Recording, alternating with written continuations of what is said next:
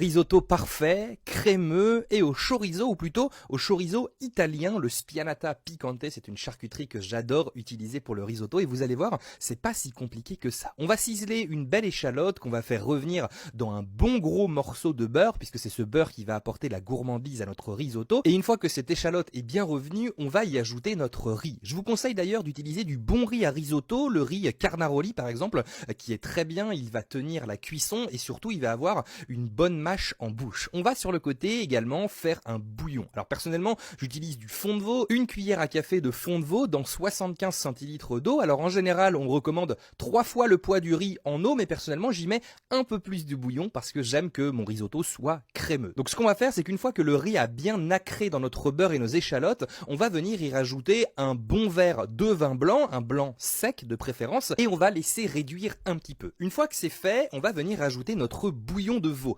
Petit à petit, le but c'est de nourrir ce riz avec ce bouillon, que le riz se gorge de ce bouillon, et donc petit à petit, on va rajouter des louches de bouillon. À chaque fois que vous allez rajouter une louche, vous allez continuer à mélanger avec votre spatule, ici une spatule avec un trou parce que c'est une spatule dédiée au risotto, jusqu'à entière absorption du riz. À chaque fois que vous rajoutez du bouillon, vous attendez l'entière absorption et vous mélangez à la spatule. Ça peut prendre en général environ 15 à 20 minutes selon le riz, et une fois que c'est fait, vous rajoutez pas mal de parmesan parce que c'est ce qui va donner aussi du caractère à votre risotto, et personnellement j'y rajoute également un petit condiment à base de pecorino et truffes d'été, alors très peu parce que c'est assez puissant, mais personnellement j'adore ça, et on va venir remélanger, donc cette fois-ci à feu éteint avec notre spatule. Vous voyez que notre risotto est déjà bien crémeux, qu'il est déjà bien joli, et là il est temps de rajouter notre chorizo italien, notre spianata picante découpé en tout petits morceaux qu'on va remuer, je rappelle, à feu éteint dans notre risotto qui va être absolument magnifique. Regardez-moi cette merveille de risotto qui est tout crémeux.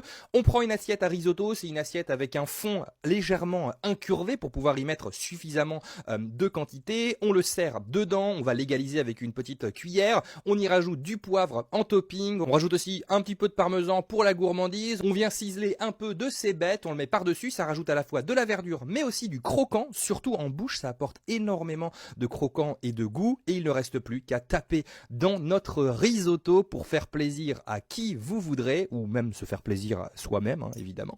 Et là, je peux vous souhaiter bon appétit parce que ce petit risotto ultra crémeux, c'est une merveille. Bon appétit!